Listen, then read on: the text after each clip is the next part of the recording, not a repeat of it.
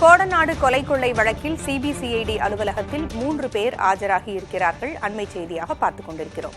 கோத்தகிரியைச் சேர்ந்த ரமேஷ், தேவன், கோவையைச் சேர்ந்த ரவிக்குமார் ஆகியோர் ஆஜராகி இருக்கிறார்கள்.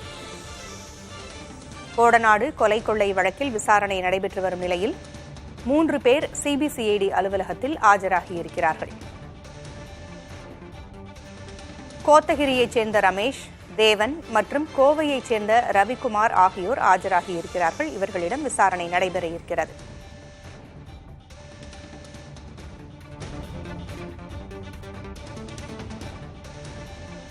கோடநாடு கொலை கொள்ளை வழக்கில் விசாரணை விரிவடைந்து கொண்டிருக்கிறது. இந்நிலையில் 3 பேர் ஆஜராகி இருக்கிறார்கள். சிபிசிஐடி அலுவலகத்தில் இந்த விசாரணை நடைபெற்று வருகிறது.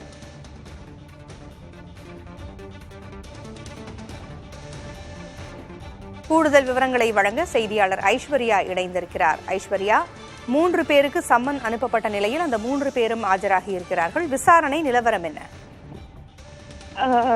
பூங்குழலி, தற்போது இந்த விசாரணை தொடர்பாக நான்காவது நபரும் தற்போது விசாரணைக்கு ஆஜராகியுள்ளார்.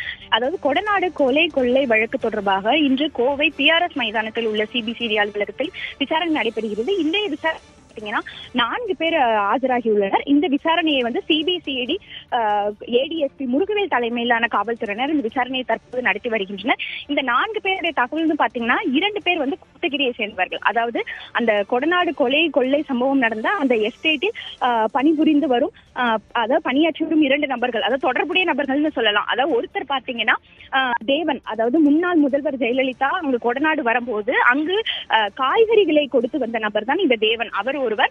மற்றொரு நபர்னு பாத்தீங்கன்னா ரமேஷ், இவர் அந்த எஸ்டேட்டில் பணிபுரிந்த நபர். இவர்கள் 2 பேர். அது மட்டும் இன்றி பாத்தீங்கன்னா கூடுதலாக 2 பாத்தீங்கன்னா கோவையை சேர்ந்தவர்கள். அவங்க 2 பாத்தீங்கன்னா ரவிக்குமார் மற்றும் அப்துல் காதர் என்பவர்கள். இவர்கள் 2 பேரும் பாத்தீங்கன்னா இந்த வழக்கில் குற்றம் சாட்டப்பட்டுள்ள முதல் நபராக உள்ள கேரளாவை சேர்ந்த சயான் மற்றும் இந்த வழக்கில் மூளையாக செயற்பட்டதாக கருதப்படும் சேலத்தில் விபத்தில் உயிரிழந்த கனகராஜுக்கும் சயானுக்கும் தொடர்புடைய நபர்களாக கருதப்படுபவர்கள் தான் இந்த கோவையை சேர்ந்த 2. அதான் நான் குறிப்பிட்டது போல ரவிக்குமாரும் அப்துல் காதரும். அவர்கள் 2வருமே இன்றைய விசாரணைக்கு ஆஜராகியுள்ளனர்.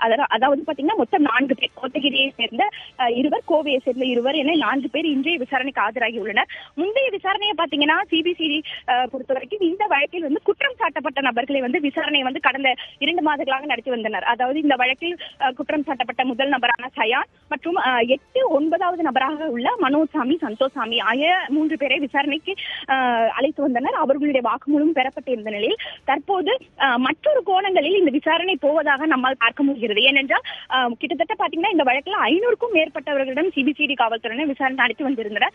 ஆனால் கிட்டத்தட்ட 1.5 வருடங்களுக்கு கடந்துதான் கடந்த 2 மாதங்களாக இந்த வழக்கில் குற்றம் சாட்டப்பட்ட நபர்களிடம் இந்த விசாரணையை சிபிசிஐடி காவல்துறையினர் முன்னெடுத்திருந்தனர்.